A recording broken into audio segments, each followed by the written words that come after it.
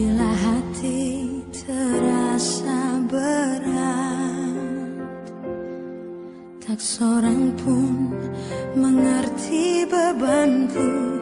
Ku tanya Yesus, apa yang harus ku buat? Dia berfirman, mari datanglah. Dia akan selalu pedulikan aku. Ku datang Yesus, Dia pikul segala bebanku. Sujud di altarnya, ku bawa hidupku.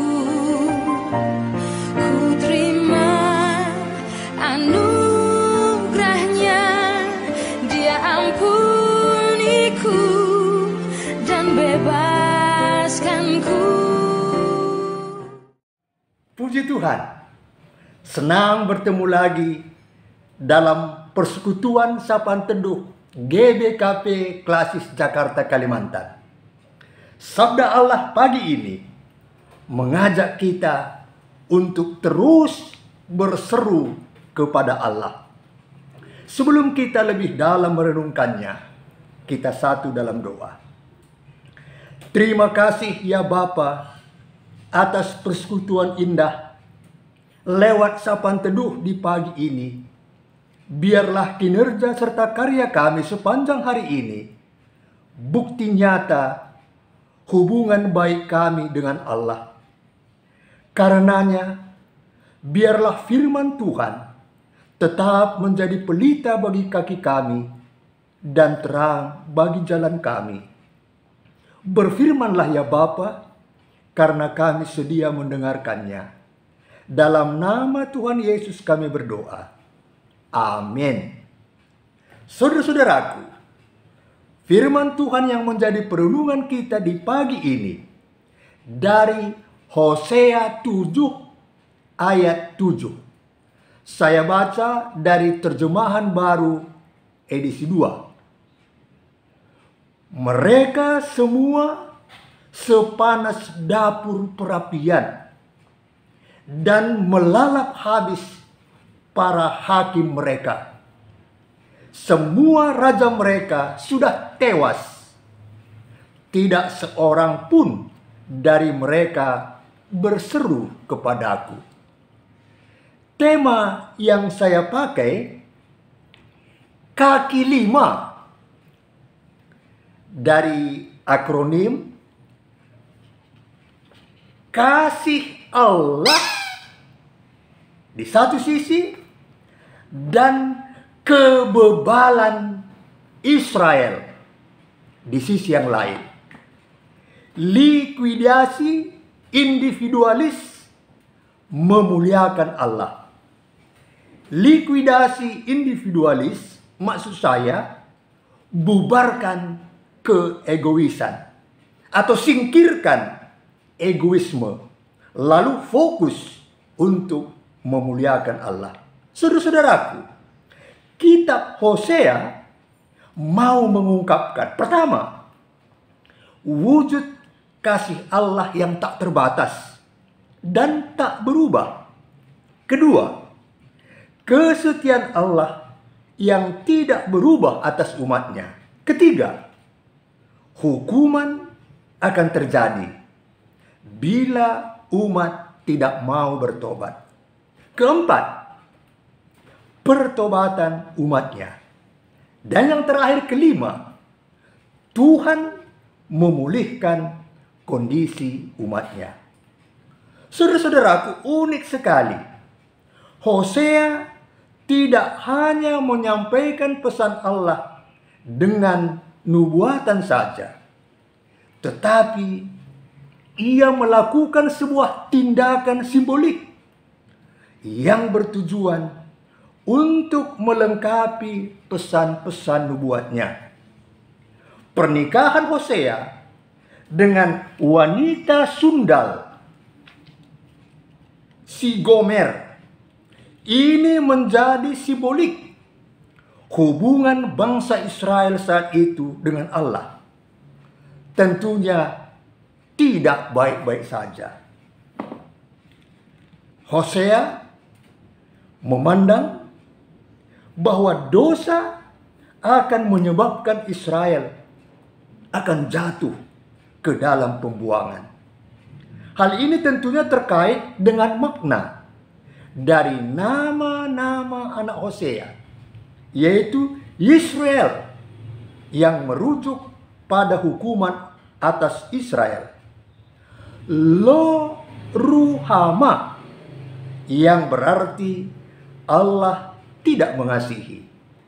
Lo Ami, yang berarti sebuah penyangkalan terhadap Israel sebagai umat Allah. Lo Ami artinya bukan umatku. Kasih setia Allah yang tidak direspons dengan pertobatan, maka hukuman yang akan terjadi.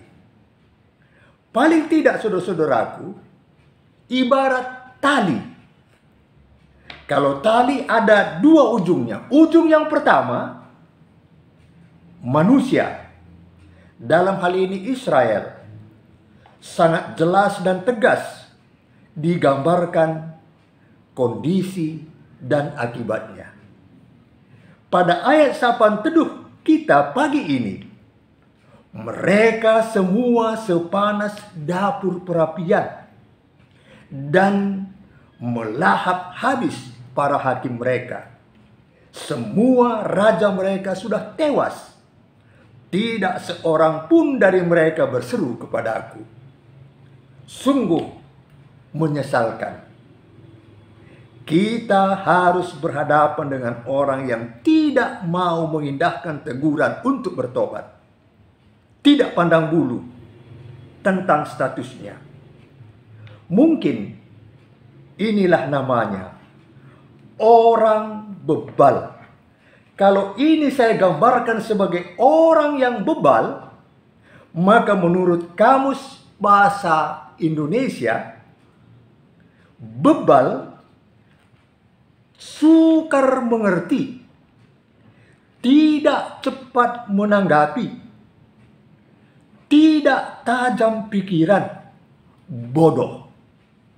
Bebal adalah kata yang pantas untuk menggambarkan bangsa Israel.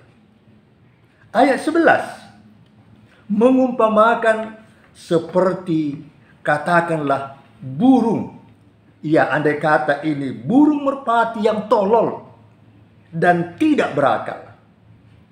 Kitab 2 Raja-Raja 15-17 menceritakan para raja Israel yang berafiliasi dengan bangsa-bangsa sekitarnya hanya untuk menjaga stabilitas politik.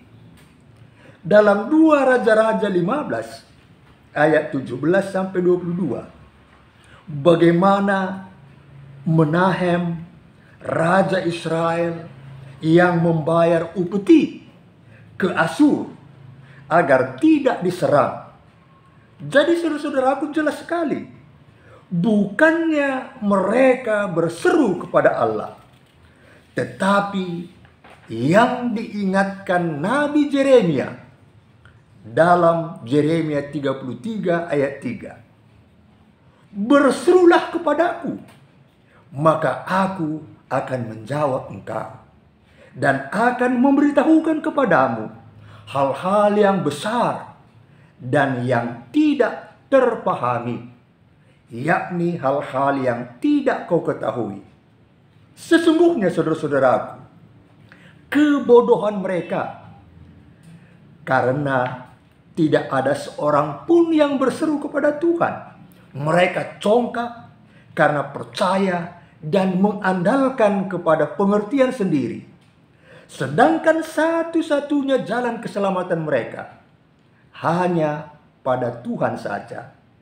Namun, mereka bukan mencari Allah dan berbalik kepadanya, tapi justru menjauh daripada Allah.